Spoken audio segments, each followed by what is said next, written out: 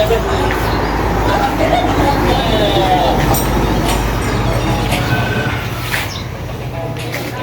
na yung huling araw mo, tay. Ito na yung huling araw na makakasama namin ang katawang lupa mo.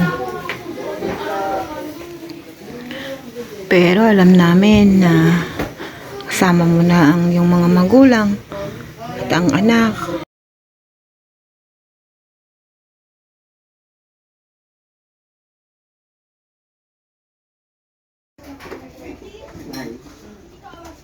Bakit yan, tatay?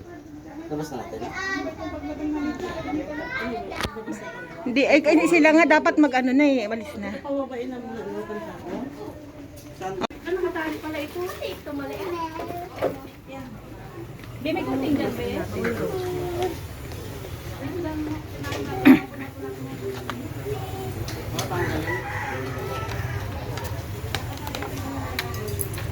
Salita dyan, ma'am. Alin po? Yan. Ay, hindi, di ba dinadala niyo yan? Iuwi po namin yung Oo. pagkatapos po. Yung namatay nanay namin, iniwan nung ano doon. Ay, hindi yan. Kinukuha talaga. Kaya nga, nagtaka nga kami. Hindi pwedeng iwan yan. Ito, sa ano na lang pa? Kuya, may nakaupo dito. Request ng nanay. Ano pa kailangan? Ilaw pa, mga ilaw. Ano yun? Iwan yan, te. Ayan na, tay. Ilalabas ka na sa bahay na yan. Dadalayin ka na kung saan ka panatag at tahimik na lugar. Alam namin na yan naman din ang gusto mo, di ba? Yung pahinga na rin yung katawan mong lupa. Ito na yung makakasama kami.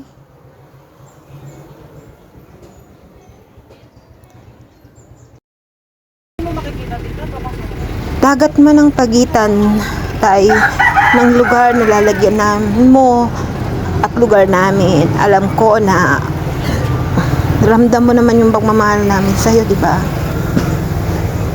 Hindi kami nagparamdam sa'yo ng kahit na ano. Alam namin na alam mo na mahal ka namin, tay. Ito na yung dadalhin ka sa simbahan para mabindisyonan. Habang binabaybay ang lugar na ito, sobrang sakit kasi alam namin ito na yung hangganan at katapusan ng katawang lupa mo. Paano namin siya matatanaw at bigyan ng halaga. Di man namin magagampanan yung pagiging anak sa pagdalaw sa'yo dito sa Palawan.